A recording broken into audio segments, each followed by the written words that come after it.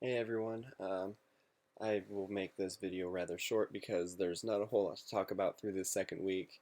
It's been a lot of what I've already talked about before, a lot of readings, a lot of just trying to make it through day by day. Um, my readings are still averaging about 20 to 25 pages per day per class, and averaging that over 2 classes per week for one class, and I've got 4 classes going. You know, I still read probably about 250 pages or so, give or take a little bit, but um, figured I'd show you a little bit of what I've been doing this week. We'll cover up this part. You know, this is my very first um, memorandum. This is basically what you would write in a legal office. Starts out with what question your client has brought to you, a quick answer to that question, your client facts, and then you go into the discussion. The discussion is explaining what kind of law is governing your client question, what kind of rules there are, what kind of cases and statutes have been passed, or um, what kind of cases have been heard and concluded by now that have handed down some helpful precedent for you to use. And what you do with that is you will go through case by case and do what's called a case illustration, which is basically breaking down each case, talking about those facts and how the court came to the ruling that it did.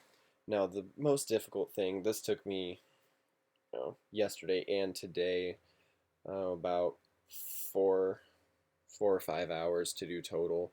It's 3 pages long. Most of it's the discussion, which is the case illustrations and the rule explanation that I was talking about.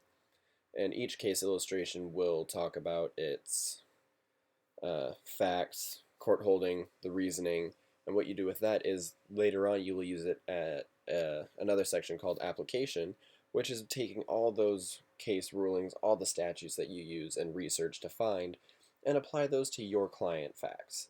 And eventually you will come up with another conclusion section, which is rather short comparatively, and what that is basically saying, since I've done all this research and have gone through all these different statutes and cases and found the different rules that govern in this area, this is what's going to happen. And these are useful because you want to have some sort of basis going forward with your client. You want to be able to tell them that you've done some research, you know what's going on in that area, and you want to be able to help them the best you can. Because at the very end of your conclusion section, you give a little suggestion about what should happen. If it's criminal, should you try to take this to trial? Should you try and figure out what kind of plea bargains you should be looking for? In a civil suit, again, do you want to try and settle beforehand? Do you want to take it to trial? Is there even a case that they can take? Um, so that's what I've been working on. Something else that I've had come up is someone asking about just life outside of law school.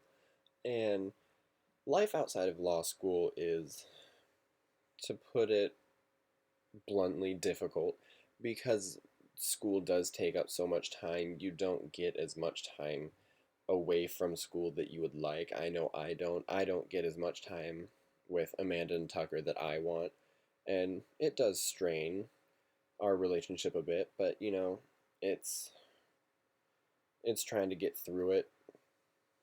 That's the best way I can put it. As far as social life goes, at least at Oregon, we have what's called Fun Bar, which is every Thursday night. There's a different bar that the law students will attend. I went this last week and it was a lot of fun. I met some new people. Um, no, not everyone there drinks. You can just go out and hang out, have fun. I would recommend not going every night because one, that gets expensive, and two, you don't want to be known as the person that goes out drinking every single week. Something that we've had told to us quite often is that you want to start building your professional rapport now. People will remember you from your first year.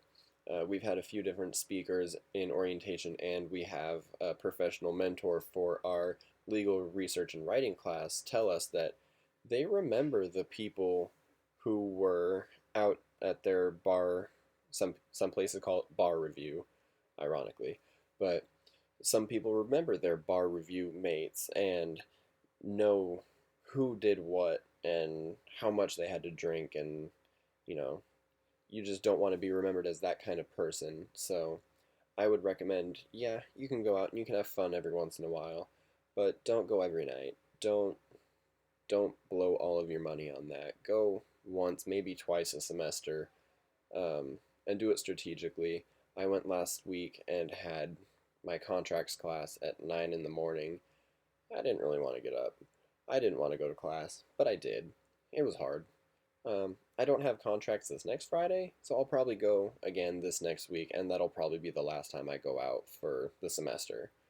Um, Other things you can do outside of class. I'm a 1L representative for the Sports and Entertainment Law Forum. It's called SELF.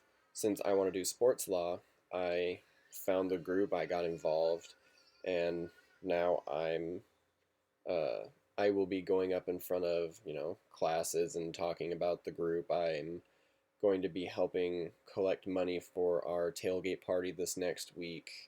Um, so like I said last week, finding a group that you're interested in, getting involved, but not stretching yourself too thin. This is the only one that I plan on getting truly involved with because I feel like it will be the most beneficial group for me.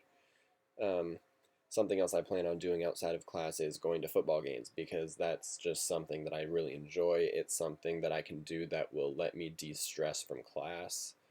Um, Again, you want to figure out what you can do to balance your class, social, and home life. Um, that's really important because if you favor one side too much, the other sides are going to be out of balance and it will just make your life that much harder.